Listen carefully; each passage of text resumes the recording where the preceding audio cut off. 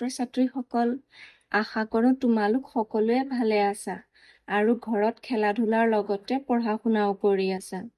আজি আমি তৃতীয় শ্ৰেণীৰ আমি আৰু আমাৰ পৰিৱেশ কিতাপৰ ৩ নম্বৰ পাঠ আমাৰ পৰিয়াল নামৰ পাঠটিৰ অনুশীলনীটোৰ আলোচনা কৰিম।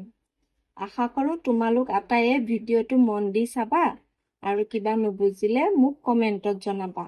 আহাচোন এতিয়া আমি আগবাঢ়ো পাঠটোলৈ। মই তোমালোকৰ সুবিধা হোৱাকৈ গোটেই প্ৰশ্ন উত্তৰখিনি লিখি আনিছো। এতিয়া আহাচোন আমি চাওঁ।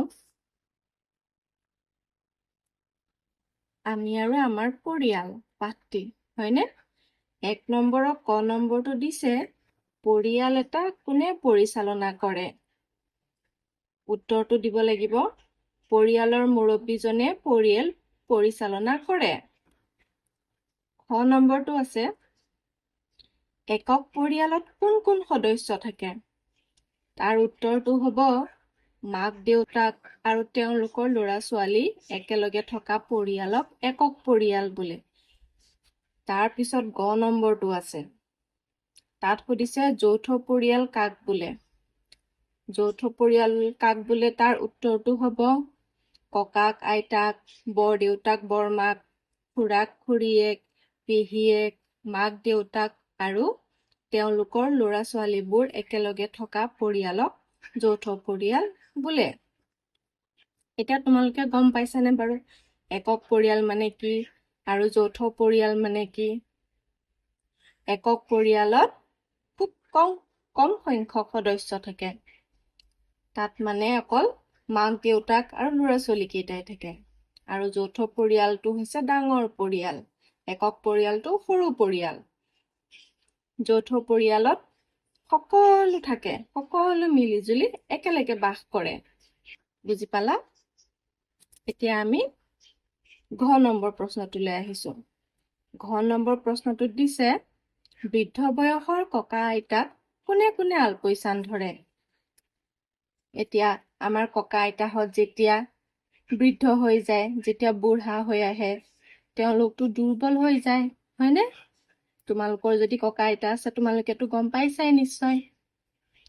এতিয়া তাৰ উত্তৰটো হ'ব, বৃদ্ধ বয়সৰ ককা আইতাক নাতি-নাতিনীৰ লগতে পৰিয়ালৰ বাকী সদস্যসকলে আলপৈচান ধৰে।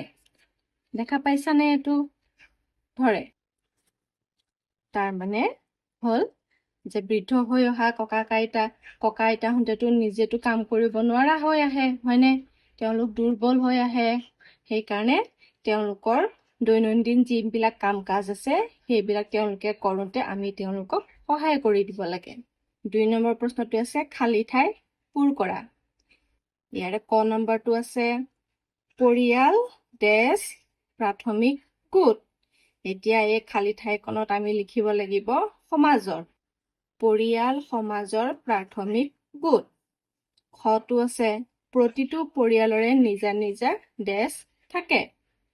আমি এই খালী ঠাইখনত দিব লাগিব নীতি নিয়ম। প্ৰতিটো পৰিয়ালৰে নিজা নিজা নীতি নিয়ম থাকে। থাকে নে নাথাকে বাৰু? থাকে ন? তাৰপিছত গ নম্বৰটো আছে, আইতাই নাতিহঁতক ডেছ শুনায়। আইতাই নাতিহঁতক সাধু কথা শুনায়। খালী ঠাইখনত আমি লিখিব লাগিব সাধু কথা। তোমালোকৰ আইতাহঁতে শুনায়নে তোমালোকৰ সাধু কথা, উমলা গীত? নিশ্চয় শুনাই চাগে। তাৰপিছত ঘ নম্বৰটো। ঘটোত দিছে, ল'ৰা-ছোৱালীয়ে পৰিয়ালৰ জ্যেষ্ঠজনক ডেছ কৰিব লাগে। এই খালী ঠাইখনত আমি লিখিব লাগিব সন্মান। ল'ৰা-ছোৱালীয়ে পৰিয়ালৰ জ্যেষ্ঠজনক সন্মান কৰিব লাগে। জ্যেষ্ঠজন মানে হৈছে ডাঙৰ, আমাতকে বয়সত যোন ডাঙৰ তেওঁলোকক আমি সন্মান কৰিব লাগে। হ'ল? এতিয়া ৩ নম্বৰটো চাবা। ৩ নম্বৰটো দিছে, পৰিয়ালৰ জ্যেষ্ঠ ডেছ বৃদ্ধ বা বিশেষভাৱে সক্ষম লোকৰ বাবে আমি কিয় বিশেষ যতন ল'ব লাগে? পৰিয়ালৰ জ্যেষ্ঠ আৰু বৃদ্ধ মানে যোনজন ডাঙৰ বা বয়স হৈছে বহুত তেওঁলোক, আৰু বিশেষভাৱে সক্ষম লোক মানে যিসকল লোকে নিজে নিজৰ কাম কৰিব নোৱাৰে, যাৰ হাত ভৰিৰ কিছু অসুবিধা থাকে, তেওঁলোকক বিশেষভাৱে সক্ষম বুলি কোৱা হয়। এতিয়া তেওঁলোকৰ আমি বিশেষ যতন কিয় ল'ব লাগে? এতিয়া তাৰ উত্তৰটো হ'ব, পৰিয়ালৰ জ্যেষ্ঠ, বৃদ্ধ বা বিশেষভাৱে সক্ষম লোকৰ আমি বিশেষ যতন ল'ব লাগে, কাৰণ তেওঁলোক শাৰীৰিকভাৱে দুৰ্বল থাকে। এতিয়া সেই পৰিয়ালত থকা আমাৰ জ্যেষ্ঠ লোকসকল, যাৰ বয়স হৈছে তেওঁলোক বা বিশেষভাৱে সক্ষম লোকসকলৰ আমি বিশেষভাৱে যতন ল'ব লাগে, কাৰণ তেওঁলোকে নিজে নিজৰ কাম, সকলোবিলাক কাম কৰিব নোৱাৰে, তেওঁলোক শাৰীৰিকভাৱে দুৰ্বল। সেয়েহে তাৰপিছত আহি গ'ল 4 নম্বৰ প্ৰশ্নটো। 4 নম্বৰ প্ৰশ্নটো সুধিছে, পৰিয়ালৰ সদস্যসকলৰ মাজত মিলা প্ৰীতি নাথাকিলে কি কি অসুবিধা হ'ব পাৰে? তাৰ উত্তৰটো আমি এতিয়া পঢ়ো আহাচোন। পৰিয়ালৰ সদস্যসকলৰ মাজত মিলা প্ৰীতি নাথাকিলে পৰিয়ালৰ সদস্যসকলৰ মাজত কাজিয়া পেচাল হ'ব পাৰে। পৰিয়ালৰ সদস্যসকলে এজনে আনজনৰ বিপদত সহায় সহযোগিতা নকৰিব পাৰে। পৰিয়ালৰ মাজত বিশৃংখলতাই দেখা দিব আদি নানা অসুবিধা হ'ব পাৰে, হয়নে? পৰিয়ালত যেতিয়া সকলো মানুহ মিলি জুলি থকা হয়, তেতিয়া আমি সকলোৱে মিলি জুলি থাকিব লাগে, তেতিয়াহে এজনে আনজনৰ সহায় হ'ম। এতিয়া সেইকেইটা হৈ গ'ল। এতিয়া ইয়াতে 5 নম্বৰটো দিয়া আছে। 5 নম্বৰটোত কি দিয়া আছে চোৱাচোন। ইয়াতে দিছে যে সম্পৰ্কটো এটা শব্দত লিখা। তাৰমানে ইয়াতে যে এইকেইটা দিছে, এইকেইটা এতিয়া কি সম্পৰ্ক বুজাব আমি লিখিব লাগিব। মই তোমালোকৰ সুবিধা হোৱাকৈ ইয়াত লিখিয়ে থৈছো, দেখিছা? এতিয়া ক নম্বৰটো দিছে মাকৰ ভায়েক। মাকৰ ভায়েকক আমি কি বুলি কওঁ? মামা। এটা শব্দতে হৈ গৈছে, মামা। তাৰপিছত খ নম্বৰটো আছে দেউতাকৰ দেউতাক।